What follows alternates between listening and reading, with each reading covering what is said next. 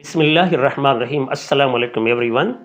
I cordially welcome to my students, learners, viewers, friends and teachers to my YouTube channel Majid's English. I hope my today's video will be useful and amazing for all of you. In today's video, we will enhance our writing skill, especially how to write a paragraph. Because in today's world, skill is honored and rewarded. Your writing is a mirror of your personality. इस video के अंदर paragraph लिखने में जो हमें confusions होती हैं हमारे स्टूडेंट्स को कि पैराग्राफ कैसे लिखना चाहिए, कहाँ से शुरू करें, कैसे शुरू करें। कभी कभी लिख तो देते हैं लेकिन उनको खुद को पता नहीं होता कि मैंने क्या लिखा है और कैसे लिखना चाहिए था। तो इन सारी कन्फ्यूजन को इस छोटे से वीडियो के अंदर मैं ख़त्म कर देता हूं और बात को बहुत ही आसान कर देता हूं और आप चुटकियों के अंदर एक छोटा सा पैराग्राफ अच्छी तरह से लिख सकते हैं और अपने एग्जाम के अंदर जो है 95% नंबर्स मार्क्स ले सकते हैं। तो let us get started. Dear viewers, इस पैराग्राफ राइटिंग स्किल को मैंने दो हिस्सों में तकसीम किया है। एक है प्री राइटिंग स्ट्रेटजी के पैराग्राफ लिखने से पहले हमें क्या करना चाहिए। दूसरा है वाइल राइटिंग स्ट्रेटजी के पैराग्राफ लिखने के दौरान कौन सी चीज़ें हैं जो हमारे जहन के अंदर होनी चाहिए। तो पहले वाले को पहले सीखते हैं। पहले वाली जो प्री राइटिंग स्ट्रेटजी है उसमें जो है clustering. What is clustering? Clustering is idea mapping. क्या मतलब कि जो टॉपिक हमें दिया गया है उस मतलूबा टॉपिक को अपने जहन के अंदर, दिमाग के अंदर डालकर सोचों का एक तूफान मचा देना है। इसको अमली तौर पे हम करके देखते हैं। ये तस्वीर मैंने लगाई है, इसकी मदद लेते हैं प्री राइटिंग स्ट्रेटजी के लिए। ठीक है, तो हम एक फर्जी उन्वान सोच लेते हैं, right a paragraph on importance of forest. सबसे पहले मैं ये आपको बता दूं कि ये अहमियत जो होती है, इस अहमियत लफ्ज को आप समझ लें। अहमियत क्या होती है कि इस चीज के होने से क्या होता है, ना होने से क्या होता है। होना और ना होना अगर हमें यह समझ में आता है, इट मीन्स हमें इसकी अहमियत का पता है। ठीक है, अब भाई हम अपने दिमाग के अंदर जो है ब्रेन स्टॉर्मिंग करते हैं, आइडियाज मैपिंग करते हैं, क्लस्टरिंग करते हैं, आइडियाज को जमा करते हैं। तो इंपॉर्टेंस ऑफ फॉरेस्ट से तो इसका पहला आइडिया जो मेरे जहन के अंदर आ रहा है, आप भी सोचना शुरू करें, ये होम टू एनिमल्स है। एनिमल्स, वाइल्ड लाइफ एनिमल्स जो है, इनके लिए ये एक घर है। दूसरा आइडिया मेरे जहन के अंदर आ रहा है कि ये मेंटेन करता है क्लाइमेट को और एनवायरनमेंट को। तो दूसरे नंबर पे हम लिख देते हैं कि भाई मेंटेन्स एनवायरनमेंट। तीसरे नंबर नेचर्स बेनिफिट्स क्या क्या है इसके। चौथे नंबर पे हमारे जहन के अंदर मसलन ये आइडिया आ रहा है ह्यूमन डिपेंडेंस, कि इंसान इस पे कितना मदार रखते हैं जंगलात पे। मुअज़्ज़िज़ व्यूअर्स, हम पहला मरहला कंप्लीट कर चुके हैं। पहले मरहले में हमें सिर्फ इतना ही करना है जो मैंने समझा लिया इस पिक्चर के अंदर। तो आइए दूसरा मरहला हम स्टार्ट करते हैं।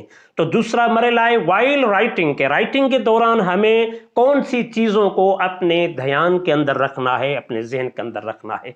तो 3 चीज़ों को आप अपने जहन के अंदर रखिएगा। कितनी? 3। Topic sentence, controlling ideas, concluding sentence. दोबारा सुनिए, topic sentence, controlling ideas, concluding sentence. इन तीनों को मैं डिटेल में और आसानी से आपको समझा देता हूं।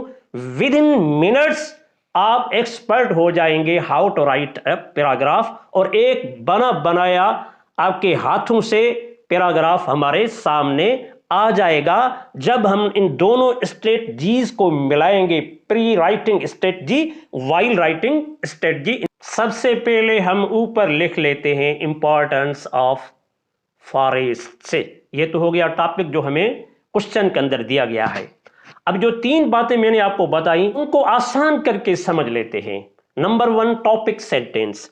टॉपिक सेंटेंस के अंदर क्या रखना है? टॉपिक सेंटेंस के अंदर जो टॉपिक में हमें अल्फाज दिए गए हैं उन अल्फाज का यूज करके एक सेंटेंस बनाना है। हेड वर्ड्स ये है इंपॉर्टेंस और फॉरेस्ट। टॉपिक के अंदर जो हेड वर्ड्स हैं उनको टॉपिक सेंटेंस के अंदर यूज करके एक सेंटेंस बना देना है। मिसाल के तौर पे, forests are very important for our planet in so many ways. ये टॉपिक सेंटेंस हमारा कंप्लीट हो गया। फॉरेस्ट का लफ्ज भी इसमें आ गया और इंपॉर्टेंट का लफ्ज भी इसमें आ गया। 3 चीजें बताई, पहला हो गया। दूसरी चीज है कंट्रोलिंग आइडियाज, याद है?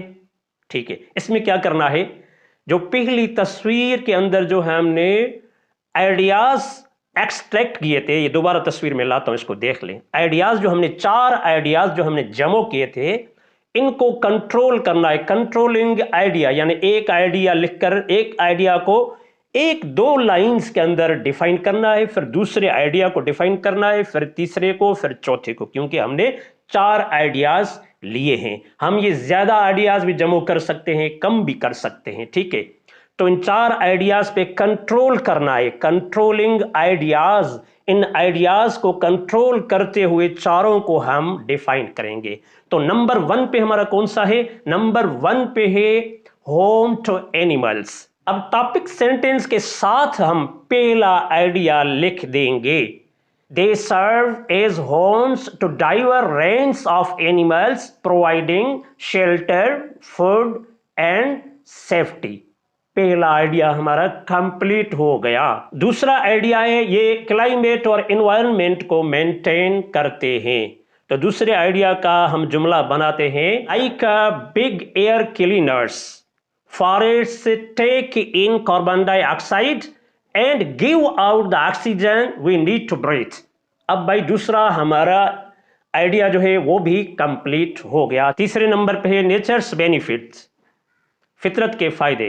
Natures benefits from forests are immense. They ensure clean water, maintain fresh air, protect the soil from erosion. ये इरोजन क्या है? जमीन का टूट कर गैराबाद बन जाना, सैलाबों की वजह से, हवाओं की वजह से, हादसात की वजह से। तीसरा आइडिया भी हमारा कंप्लीट हो गया। आते हैं चौथे आइडिया पे। जो चौथा आइडिया है हमारा वो है ह्यूमन डिपेंडेंस, कि इंसानी जिंदगी जो है इस पे कितना मदार रखती है। तो जब हमारा आखिरी आइडिया होगा किसी भी पैराग्राफ के अंदर, हमने 4 आइडियाज सोचे हैं या 5 या 6 या 3, कितने भी आइडियाज हैं, जब हम आखिरी आइडिया पे पहुंचेंगे, उसको लिखना शुरू कर देंगे, तो उससे पहले हम एक लफ्ज लिख देंगे फर्दर मोर, या इन एडिशन, या एडिशनली, या बिसाइड्स। इस तरह का जो कोई लफ्ज है वो हम इस्तेमाल करेंगे, ठीक है। इनमें से कोई लफ्ज इस्तेमाल करके फिर आखिरी आइडिया जो है हम उसको एक्सप्लेन करेंगे। तो यहां पे हम इस्तेमाल करते हैं further more. Further more, forest assist humans by providing would for building and foil, plants for medicines and space for relaxation and exploration. मुख्तलिफ चीज़ों को खोजने और देखने का मौका और मकाम फराहम करते हैं। तो ये आइडियाज़, चारों आइडियाज़ हमारे मुकम्मल हो गए। तो वाइल राइटिंग के कितने मरहले हम तय कर चुके हैं? 2। टॉपिक सेंटेंस, कंट्रोलिंग आइडियाज़, ये भी हो गया। तीसरी चीज़ मैंने बताई थी कंक्लूडिंग सेंटेंस। कंक्लूडिंग सेंटेंस को हम रिफ्रेजिंग सेंटेंस भी कहते हैं। मतलब जो टॉपिक सेंटेंस हमने लिखा है, पहला देख लें, पहला टॉपिक सेंटेंस हमारा कौन सा है, उसी टॉपिक सेंटेंस को अल्फाज बदलकर, वर्ड्स चेंज करके हमें आखिर में लिखना है। ये हमारा कंक्लूडिंग सेंटेंस है।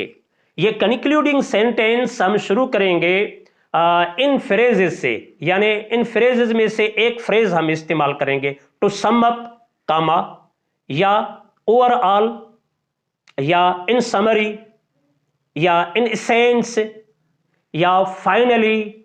इस तरह के फ्रेजेस जो हैं वो इनमें से एक इस्तेमाल करके कामा देकर फिर हम कंक्लूडिंग सेंटेंस लिखेंगे। Forests play an essential role in sustaining life on our planet in various ways। अब ये इस सेंटेंस को भी देख लें और टॉपिक सेंटेंस को भी देख लें कितना आपस में मिलते हैं। तो ये आखिर वाला जो है ये सेंटेंस ये पहले वाले सेंटेंस की तरह होता है, सिर्फ अल्फाज को चेंज करना पड़ता है। और दरमियान के अंदर जितने आइडियाज हमने लिखे हैं, एक एक आइडिया के ज्यादा से ज्यादा 2 सेंटेंस हमने लिखे हैं। अब इनको मिलाते हैं, देखते हैं कितने वर्ड्स हमारे बनते हैं। मेरे ख्याल में ये 80 से ज्यादा अल्फाज बनेंगे, और 80 से ज्यादा अल्फाज ये पैराग्राफ के अंदर ये बहुत नॉर्मल और ज़बरदस्त हैं। मैं उम्मीद करता हूं कि ये वीडियो और इसमें बताई गई चीज़ें आपके लिए बहुत मुफीद साबित होंगी। अगर किसी भी रहनुमाई की और गाइड की ज़रूरत पड़ती है तो मेरे व्हाट्सएप नंबर पे आप रब्ता कर सकते हैं। ये नीचे व्हाट्सएप आप देख रहे हैं, इस पर रब्ता करके आप कोई भी पैराग्राफ लिख कर मुझे सेंड करें, या कोई चीज़ पूछनी हो तो वो मुझसे आप पूछ सकते हैं। फिर मिलेंगे अगली वीडियो के अंदर, तब तक दीजिए मुझे इजाज़त। अपना ख्याल ज़रूर रखिएगा। अल्लाह हाफिज़। Thank you sir.